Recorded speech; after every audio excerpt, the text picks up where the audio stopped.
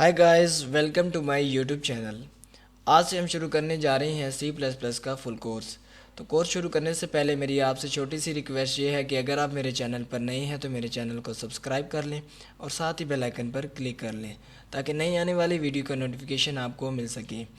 आज के इस लेक्चर में मैं आपको पढ़ाने वाला हूँ introduction to C plus plus. तो लेक्चर शुरू करने से पहले मैं आपको यहाँ बताता चलूँ कि जो भी हम नोट्स बनाएंगे वो आपको हमारी वेबसाइट से जाकर आप उसको एक्सेस कर सकते हैं, यानी कि उसे हासिल कर सकते हैं।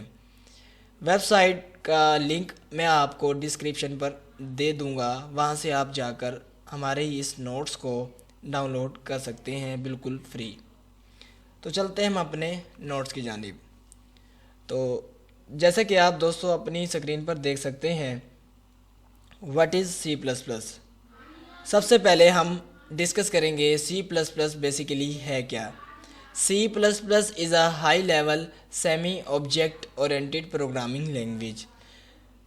इस स्टेटमेंट को पढ़ने से पहले मैं आपको हाई लेवल और लो लेवल का जो कंसेप्ट है वो आपको बताता चलूँ कि हमारी जो इंसानी लैंग्वेज है उसे समझा जाता है हाई लेवल लैंग्वेज, जबकि हमारी मशीन लैंग्वेज जो होती है उसे समझा जाता है लो लेवल। अब इंसान मशीन की लैंग्वेज पर लिखने में जब अपना कोड लिखेगा उसमें काफ़ी सारी मुश्किलात का सामना करना पड़ता है। तो इस प्रॉब्लम को सॉल्व करने के लिए एक लैंग्वेज मुतारिफ़ हुई, उसका नाम था सी प्लस प्लस, जो कि हाई लेवल लैंग्वेज थी। सी सी प्लस प्लस में हमने अपनी वर्डिंग यानी कि हाई लेवल में प्रोग्राम लिखा और उसे एक कंपाइलर के थ्रू कंपाइल किया, उसे कन्वर्ट किया किस फॉर्म में, लो लेवल में। जब वो लो लेवल में कन्वर्ट हुई फिर वो मशीन उस लैंग्वेज को, उस स्टेटमेंट्स को समझ सकती है। तो आई होप आपको हाई लेवल और लो लेवल का जो कंसेप्ट है वो समझ आ गया होगा। अब हम सी प्लस प्लस की जो डेफिनेशन है उसके बारे में डिस्कस करते हैं। तो C plus plus is a high level semi object oriented programming language. High level का कंसेप्ट तो आपको समझ आ गया होगा। अब हम डिस्कस करते हैं semi object oriented programming language क्या है। तो मैं आपको यहाँ बताता चलूँ दोस्तों, सी प्लस प्लस एक फुली ऑब्जेक्ट पर मबनी लैंग्वेज नहीं है, यानी कि सी प्लस प्लस का जो कोड है वो हम बिना ऑब्जेक्ट और क्लास के भी बना सकते हैं। आई होप आपको पहली जो स्टेटमेंट है वो समझ में आ गई होगी। तो अब हम नेक्स्ट स्टेटमेंट में आपको बताते हैं कि it was developed in 1979 at Bell Labs. ये वो मकाम था जहाँ सी प्लस प्लस को बनाया गया। ईयर कौन सा था? वो था 1979। तो दोस्तों आपसे एक क्वेश्चन पूछा जा सकता है इंटरव्यू में भी कि सी प्लस प्लस का जो पहला नेम था वो क्या था। तो दोस्तों आप ये कह सकते हैं सी प्लस प्लस का जो पहला नेम था सी विद क्लासेस था, जो कि अब चेंज होकर क्या बन गया, सी प्लस प्लस। नेक्स्ट लिखा हुआ ये है कि C plus plus is a portable programming language. तो पोर्टेबल का जो कंसेप्ट है वो ये है कि अगर आप अपने सी प्लस प्लस में अगर आप एक प्रोग्राम बनाते हैं तो वो कोड आप किसी दूसरे सिस्टम पर भी यूज़ कर सकते हैं, लेकिन शर्त ये है कि अगर आपने कोड बनाया, एक प्रोग्राम बनाया विंडोज़ 7 ऑपरेटिंग सिस्टम जो है वो आपका होगा, फ़र्ज़ कर लें विंडोज़ 7, और ऑपरेटिंग सिस्टम 64 बिट होगा। अब आप चाह रहे हैं कि किसी दूसरे कंप्यूटर पर अपना प्रोग्राम, यही जो प्रोग्राम है वो एग्जीक्यूट करें। तो इसके लिए ज़रूरी है कि उस सिस्टम पर भी विंडोज़ 7 हो और 64 बिट हो, यानी कि ऑपरेटिंग सिस्टम विंडोज़ 7 हो, यानी कि ऑपरेटिंग सिस्टम 7 हो और 64 बिट हो। अगर आपने प्रोग्राम लिखा विंडोज़ 7 में और 64 बिट में, और अब आप चाह रहे हैं कि यही प्रोग्राम, यही कोड हम एग्जीक्यूट करें, रन करें विंडोज़ 10 में, तो that is impossible. C++ is a portable programming language. मतलब ये है कि अगर आप अपने C++ में एक प्रोग्राम बनाते हैं, वो आप किसी दूसरे कंप्यूटर में भी उसे रन कर सकते हैं। तो आई होप आपको ये इस स्टेटमेंट की समझ आ गई होगी। तो नेक्स्ट ये लिखा हुआ है C++ is a case sensitive language. अब केस सेंसिटिव का मतलब क्या है? तो दोस्तों फ़र्ज़ कर लें, अगर आपने एक वेरिएबल डिक्लेयर किया और उस वेरिएबल का जो नेम है वो फ़र्ज़ कर लें आपने कैपिटल ए लिखा। अब ए वेरिएबल को जब आपने डिक्लेयर किया, तो ए वेरिएबल को डिक्लेयर करने के बाद जब आप उसे वैल्यू असाइन करोगे, अगर आप पहले तो आपने ए कैपिटल लिखा, लेकिन जब आप उसे वैल्यू असाइन करने लगे, उस टाइम आपने ए स्मॉल लिख दिया, यानी कि छोटा लिख दिया, तो कंपाइलर एरर जनरेट करेगा। तो ये है केस सेंसिटिव लैंग्वेज, यानी कि जिस तरह आपने वेरिएबल, जिस केस में आपने वेरिएबल डिक्लेयर किया, तो उसको एक्सेस भी हम उसी फ़ॉन्ट में ही करेंगे। यानी कि अगर हम ए कैपिटल लिखेंगे at the time of declaration, तो at the time of assigning the value भी हम ए कैपिटल ही लिखेंगे। अगर हमने ए छोटा लिखा eight the time of declaration, तो जब हम उस वैल्यू को असाइन कर रहे होंगे तो उस टाइम भी हम ए को स्मॉल ही लिखेंगे। तो आई होप आपको केस सेंसिटिव लैंग्वेज, जो केस सेंसिटिव वर्ड है, उसके बारे में समझ आ गया होगा।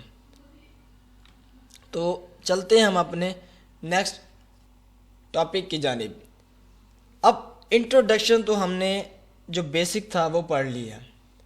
अब सवाल पैदा ये होता है कि हम C++ को यूज़ क्यों करें, क्यों यूज़ करें भाई। तो आज के इस लेक्चर में भी हम आपको ये बताएंगे कि हम C++ को क्यों यूज़ करें।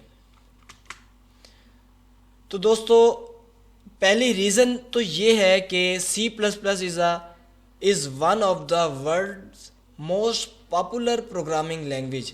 ये मोस्ट पॉपुलर प्रोग्रामिंग लैंग्वेज में शुमार की जाती है और इसको मदर ऑफ ऑल लैंग्वेज भी समझा जाता है।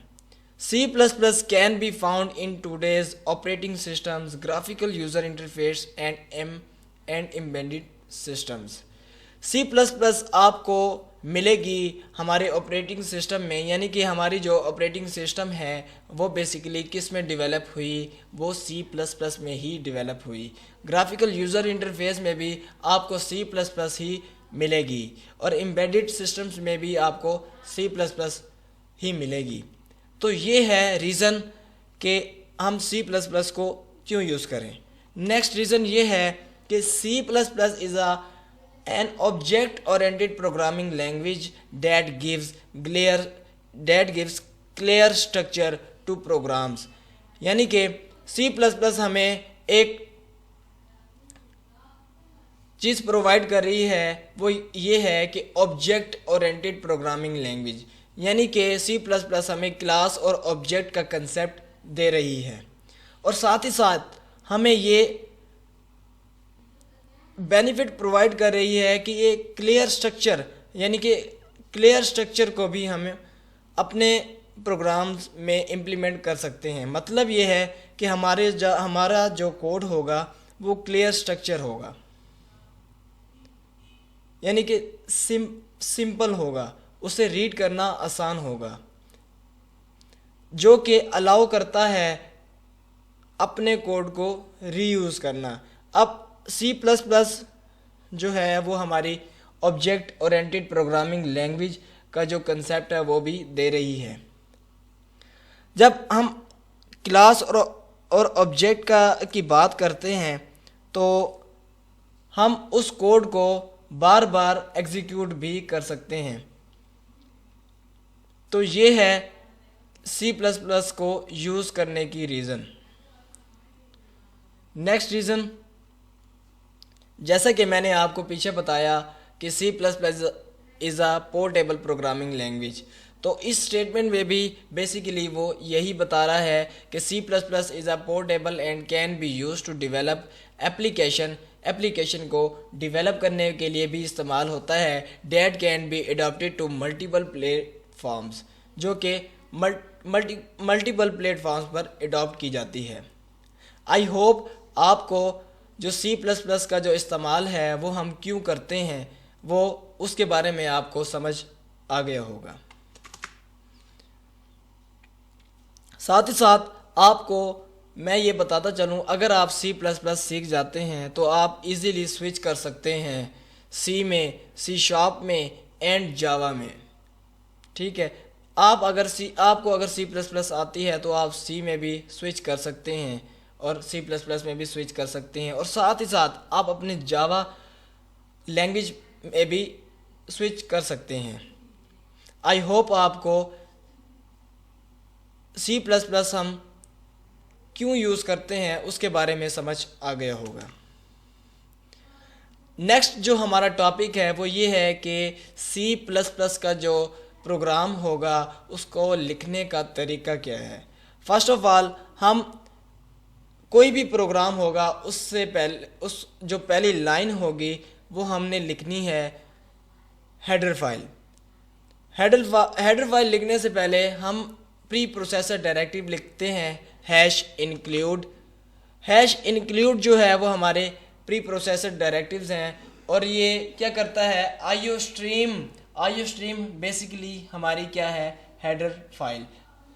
जैसे ही हम हैश इंक्लूड करते हैं वो कंपाइलर को बताता है कि हमारे इस प्रोग्राम में ये हेडर फाइल इंक्लूड कर दें, यानी उसे हुक्म दे रहा है कि हैश इंक्लूड करें आईओ स्ट्रीम। क्या आईओ स्ट्रीम एक हेडर फाइल है, उसे इंक्लूड करें। तो आई होप आपको सिंटैक्स जो है पहली लाइन वो समझ आ गई होगी कि hash include IO stream basically है क्या। और साथ ही साथ दूसरी लाइन पर हम लिखेंगे एक स्टैंडर्ड लाइब्रेरी, उसे भी हम कंपाइलर को बताएंगे कि हम इस लाइब्रेरी को यूज़ करेंगे यूजिंग नेम स्पेस std। और पहली दो लाइनें लिखने के बाद हैश इंक्लूड आईओ स्ट्रीम और यूजिंग नेम स्पेस std, ये चीज़ आप हर प्रोग्राम में लिखेंगे, यानी इन दो स्टेटमेंट्स को हर जगह, हर प्रोग्राम में, हर कोड में सी प्लस प्लस के आप पाएंगे। और साथ ही साथ अब नेक्स्ट जो हमारे पास जो आता है मेन फंक्शन वो एरिया होता है जहाँ से हमारी एक्चुअल एग्जीक्यूशन स्टार्ट होती है। अगर हम मेन फंक्शन को नहीं लिखेंगे हमारी एग्जीक्यूशन स्टार्ट नहीं होगी। हमारा जो भी कोड होगा हम मेन के अंदर लिखेंगे। तो आई होप आपको syntax of C plus plus program की समझ आ गई होगी। नेक्स्ट हम डिस्कस करते हैं compilation and execution process of C plus plus program, कि एक सी प्लस प्लस का जो प्रोग्राम है उसकी कंपाइलेशन कैसे होती है और उसकी एग्जीक्यूशन प्रोसेस है वो कैसे होती है। जैसा कि मैंने दोस्तों आपको बताया कि जब हम हैश इंक्लूड करते हैं वो प्री प्रोसेसर क्या करता है, हमारी हेडर फाइल्स को इंक्लूड करता है हमारे प्रोग्राम में। तो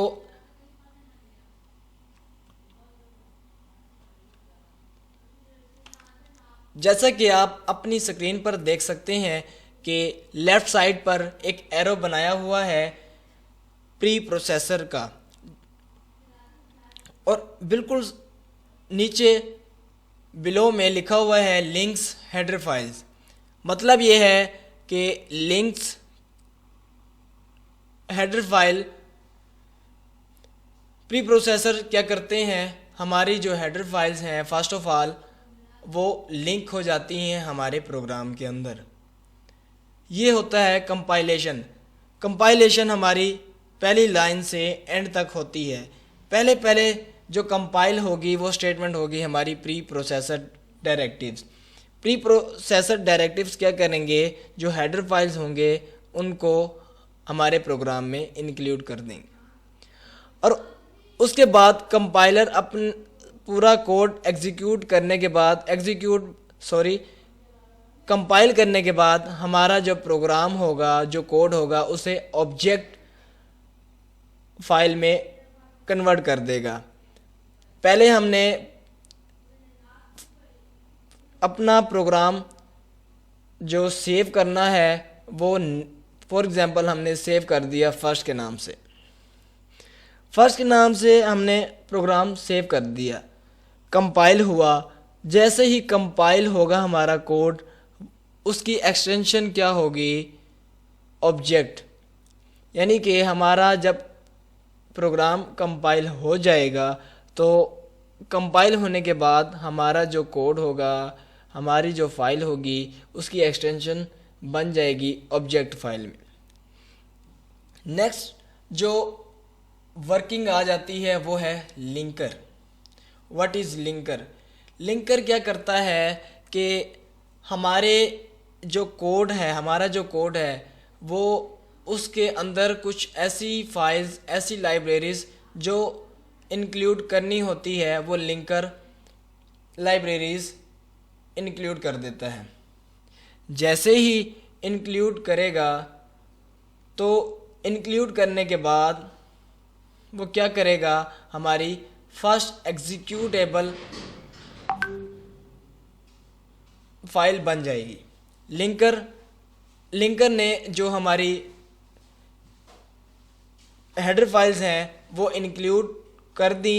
इंक्लूड करने के बाद अब हमारी जो फाइल है उसकी एक्सटेंशन बन जाएगी क्या, एग्जीक्यूटेबल। यानी कि हम उस फाइल को अब हम एग्जीक्यूट कर सकते हैं, उसे रन कर सकते हैं।